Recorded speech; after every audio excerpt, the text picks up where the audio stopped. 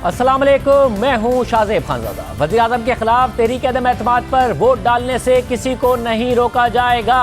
Vote डालने वाले अरकान असेंबली को किसी हुजूम से गुजरना नहीं पड़ेगा। आज अटॉर्नी जनरल खालिद जावेद खान ने सुप्रीम कोर्ट को हुकूमत की तरफ से अहम यकीन दहानी करा दी है और साथ ही हुकूमत ने आइन के आर्टिकल 63A की तशरीह के लिए सुप्रीम कोर्ट में सदारती रेफरेंस भी दायर कर दिया है, जिसकी समाअत 24 मार्च से होगी। हुकूमत चाहती है और इसका इजहार कर रही है बार बार कि जो भी फ्लोर क्रॉसिंग करे, वज़ीर आज़म के खिलाफ तहरीक अदम एतमाद में उनके खिलाफ वोट दे तो वो ता हयात ना अहल हो। आज अदालत ने वाज़ेह कर दिया है कि वो जल्द रेफरेंस पर अपना फैसला देगी। सदारती रेफरेंस की वजह से पार्लियामेंट की कार्रवाई ताख़ीर का शिकार नहीं होगी। आज सुप्रीम कोर्ट में तहरीक अदम एतमाद से पहले सियासी जलसे रोकने के लिए सुप्रीम कोर्ट बार की दरख्वास्त पर समाअत हुई। चीफ जस्टिस उमर अता बंदियाल और जस्टिस मुनीब अख्तर पर मुश्तमिल 2 रुकनी बेंच ने समाअत की। कमरा अदालत में शहबाज शरीफ, बिलावल भुट्टो जरदारी और मौलाना फजल रहमान समेत दीगर सियासी रहनुमा भी मौजूद थे। पीपल्स पार्टी के वकील फारूक एच नाइक ने असेंबली इजलास नोटिस सुप्रीम कोर्ट में पेश कर दिया और कहा कि स्पीकर ने 14 दिन के अंदर इजलास ना बुलाकर आइन शिकनी की और आर्टिकल 6 के तहत संगीन गद्दारी के मुर्तकिब हुए। इस पर अटॉर्नी जनरल खालिद जावेद खान ने कहा कि आर्टिकल 6 की लैंग्वेज पढ़ लीजिए। जिन लोगों पर आर्टिकल 6 लगा है पहले उन पर अमल करवा लें। आर्टिकल 6 से मुतालिक फारूक एच नाइक की बात पर चीफ जस्टिस पाकिस्तान मुस्कुरा दिए। अटॉर्नी जनरल ने अदालत को बताया कि पुलिस और मुतल्लिका इदारों को अहकाम जारी कर दिए हैं। अवाम को असेंबली इजलास के मौके पर रेड जोन में दाखिले की इजाज़त नहीं होगी। जत्थों की हुकूमत की जमहूरियत में कोई गुंजाइश नहीं है। ना हुकूमत ना ही ऑपोजिशन जत्थों की सियासत करे। इख्तिलाफ राय मुहज़्ज़ब ज़बान में भी रखा जा सकता है। सिंध हाउस में जो हुआ वो अफसोसनाक था। चीफ जस्टिस ने रिमार्क दिए कि सियासी जमातें अपनी सियासी ताकत पार्लियामेंट में जाहिर करें। अदालत ने सियासी क़यादत के दरमियान सालिस का किरदार अदा करना है ताकि जमहूरियत चलती रहे। हसास वक्त में मुसालिहत के लिए केस सुन रहे हैं। अटॉर्नी जनरल ने कहा कि सिंध हाउस पर हमले का किसी सूरत दिफा नहीं कर सकता। वज़ीर आज़म को अदालत की तशवीश से आगाह कर दिया है। वज़ीर आज़म ने कहा है कि पुरतशद्दुद मुज़ाहिरे किसी सूरत बर्दाश्त नहीं।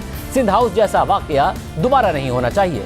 चीफ जस्टिस ने रिमार्क दिए कि सिंध हाउस में वाक़े पर अटॉर्नी जनरल का मौक़िफ़ खुशाइंद है। तवक्को है कि हुकूमत भी सिंध हाउस वाक़े की मजम्मत करेगी। अटॉर्नी जनरल ने कहा कि कोई रुकन इजलास में ना आना चाहे तो ज़बरदस्ती नहीं लाया जाएगा।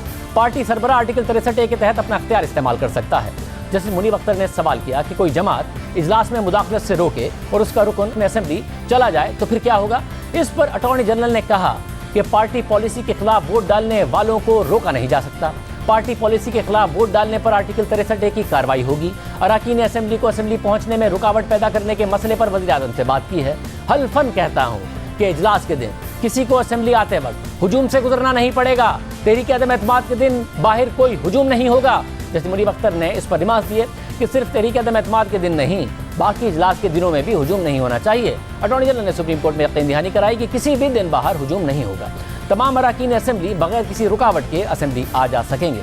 आइन की कोई शिक किसी मुनहरिफ रुकन को वोट डालने से नहीं रोकती। चीफ जस्टिस ने रिमार्क दिए कि सदारती रेफरेंस पर लार्जर बेंच तश्कील देंगे। एडवाइजरी इख्तियार में सदारती रेफरेंस आया है। हमारा लहजा भी एडवाइजरी है। आप देख लें हम कितनी मिठास से बात कर रहे हैं।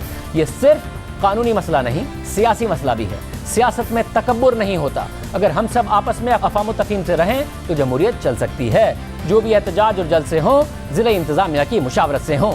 एक जमात जहां जलसा कर रही हो वहां दूसरी को इजाज़त नहीं होगी। दोनों फरीक़ैन के जलसों की टाइमिंग अलग हो ताकि तसादुम ना हो सके। तमाम फरीक़ैन तहम्मुल का मुज़ाहिरा करें। लोगों को लाकर किसी वोट डालने वाले को रोकने की इजाज़त नहीं देंगे। कोशिश करें कि डी चौक पर जलसा ना हो। इकट्ठे बैठकर इत्तफ़ाक़ राय पैदा करें। स्पीकर पर कोई एतराज़ हो तो पार्लियामेंट में उठाएं। स्पीकर भी आइन का हिस्सा है। चीफ जस्टिस ने मज़ीद रिमार्क देते हुए कहा कि अटॉर्नी जनरल ने यकीन दिलाया है कि हुकूमत पुरअमन अंदाज में एहतजाज करेगी। हुकूमत इत्तेहादियों को नोटिस जारी नहीं किए। अगर इत्तेहादी अपनी नुमाइंदगी चाहते हों तो गुजारिशात दे दें। तमाम जमातें तहरीरी तौर पर अपना मौक़िफ़ देंगी। किसी को वोट डालने से रोकने का कोई सवाल रेफरेंस में नहीं उठाया गया। मौजूदा हालात में हुकूमत का मौक़िफ़ बहुत बेहतर नजर आ रहा है।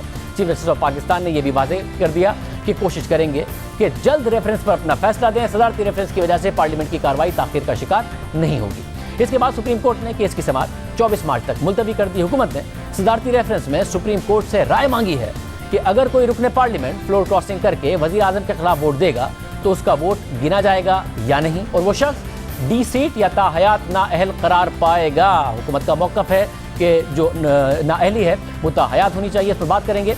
आज अदालत के सामने अपना मौक़िफ़ रखने वाले